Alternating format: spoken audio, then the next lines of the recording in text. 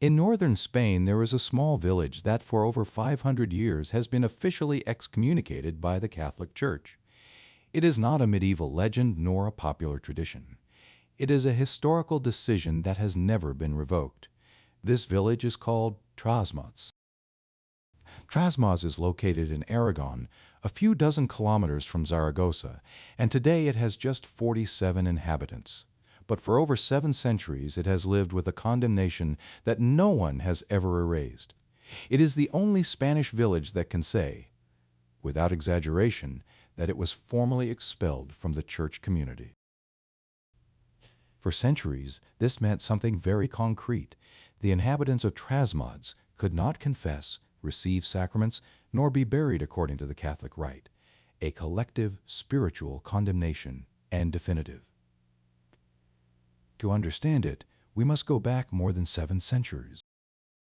In the Middle Ages, Trasmoz was a surprisingly prosperous community. Christians, Jews, and Arabs lived together in the same territory. The village had iron and silver mines, timber, and abundant water. Above all, it had a rare characteristic. It was a secular territory. It did not belong to the church. A few kilometers away, however, stood a powerful neighbor, the monastery of Veruela, one of the most influential in the region, and Trasmoz, by royal decree, did not have to pay taxes to the monastery, a small autonomy, which evidently was not forgiven. When rumors began to circulate about Trasmoz, dark rites, forbidden practices, witchcraft, the abbot of Veruela seized the opportunity. He asked the Archbishop of Tarazona for the excommunication of the entire village, and he obtained it. It was the year 1252. But the accusations did not stop there. Over time, Trasmoz's reputation worsened. People spoke of Sabbaths, blasphemous rites, meetings with the devil. How much of it was true?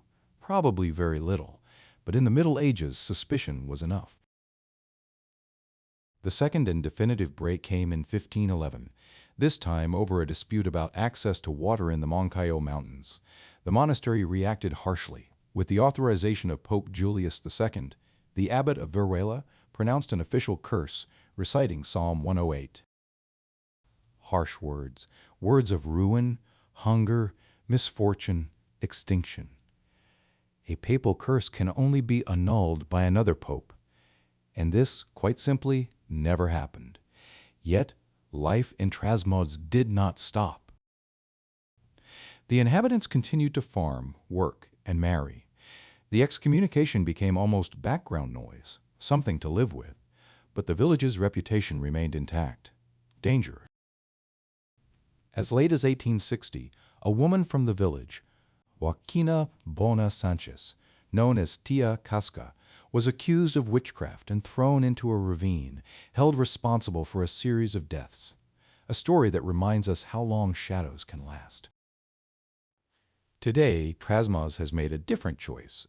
It stopped running from its history and began to tell it. Every summer, the village hosts the Witchcraft Fair, which attracts up to 6,000 visitors. There is a small museum, historical reenactments, and a particular tradition. Every year the Bruja del Año, the Witch of the Year, is named, not in mockery, but as recognition for someone who has done something good for the community. On the doors of the awarded houses remain white plaques, memory, not fear. Trasmoz is still excommunicated, still cursed, at least on paper, but today it is also a place that has turned a condemnation into identity, a village that chose to inhabit its own history instead of erasing it.